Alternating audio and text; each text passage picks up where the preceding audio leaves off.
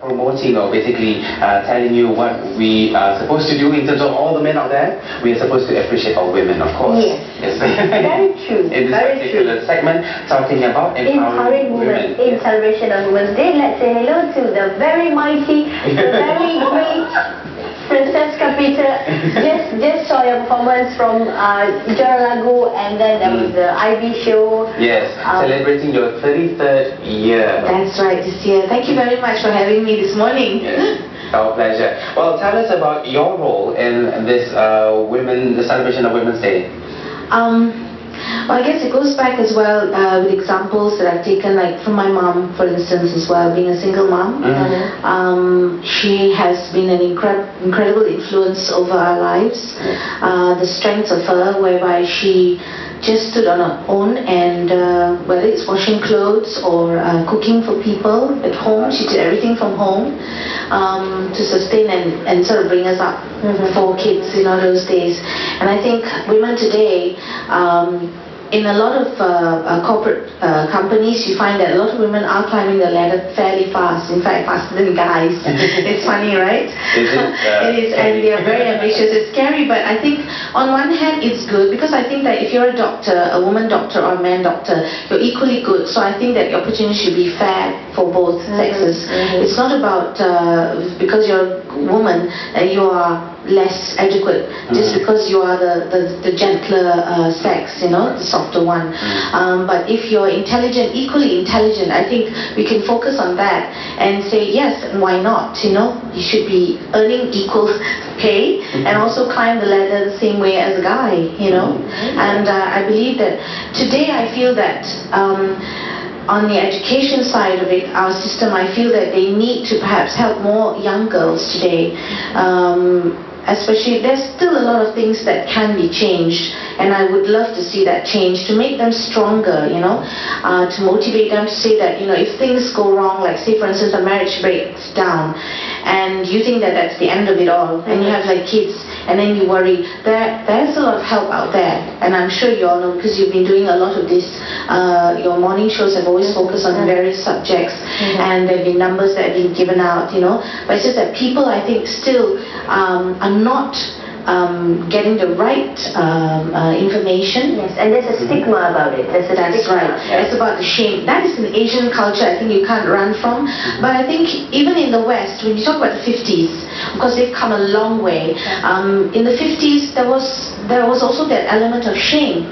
Whether you're going out with another color, or whether you are, a wife that's being beaten, and then you dare not tell your friends because you're thinking that, oh, what a weak person, just go, leave. It's not that simple when you've got children involved somehow, And I think women today need to know that also there's so many things in such a short time, having to say 10 million things in a go.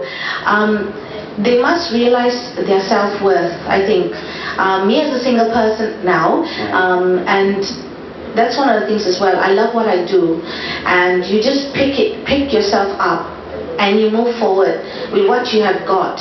Everyone has a gift, everyone has a talent, and you focus on that, and you just move forward. Like my mom in those days, there wasn't a lot that she could do. She was just a housewife, and so she did the best she could. So she washed clothes, because she was always very domestic, washed clothes, cooked for people, and they paid her, or she rented out a room for students, So she found a way to do something, to help make ends meet, until I started coming out to sing, and then that was a different story. It helped extra, it's like a bonus, But today, I think, in schools, I think we need to have things like that to motivate young girls, because there's so much out there, and a lot of young girls, they seem to want the easy way out. And if only they knew what it's like for those women who come to countries like ours and many others, and they're being sold on sex trade. Yes. I mean, if they were to know these things, we need to teach them, to help them to know and understand how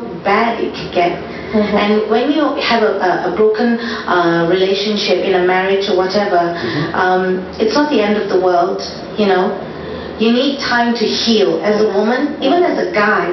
You know, I don't think that feminism, complete feminism is not a very good thing either, or even complete machoism isn't a good thing either. You have to think of our mothers, they've had us, for guys especially. Then you have to think about the gentle side. You know, you value your mom, therefore you should respect the women. And women also must know that they've got to respect themselves, because without them, there's no population. You know? It's interesting that you mentioned about your mom's challenges during her days, and your challenges as well. But the younger generation, their challenges are totally different. Because they think that, you know, okay, some people turn to arts. Okay, you know, today's living is different from before. It's harder, it's harsher. And sometimes people have this easy way out. Oh, maybe I marry a rich guy and it'll solve all my problems. But hey, how do you know the guy's going to stay with you forever? You know, rich guys can do what they like too. And same goes to rich girls too. They can say, call that guy here, I want him. You know, that's not fair. You know, we're talking 20 levels, even the girls. That's right. That is the equal world we live in. You know, I mean, people they call this like this old thing they use, a spare tire thing. You know, I mean, it's like people can have so many, you know, on the side. But I think that's really not very healthy, because talking about women first and foremost, I think women need to know that if you have something of your own, you can actually sustain yourself. It's not easy. Sometimes you think that you have 4 children, you know, how are you going to cope, you know, because you had all these things, and a guy just runs and doesn't do anything or pay for anything. And I think that there are places that you can call and go to.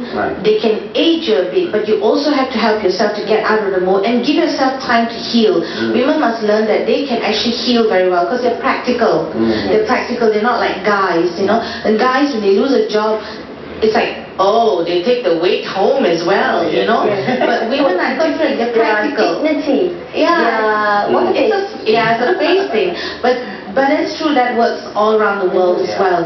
But for us, I think we need to do more. The women who have such low self-esteem, it's out of fear and embarrassment. I think that's all there is to it, but there's nothing else. The focus is on empowering women, of course. That's right. And in your case, how challenging was it, you know, from your experience, trying to make it into the entertainment industry as a you know, young woman in the 80s at that time? I think in those days, I think there was a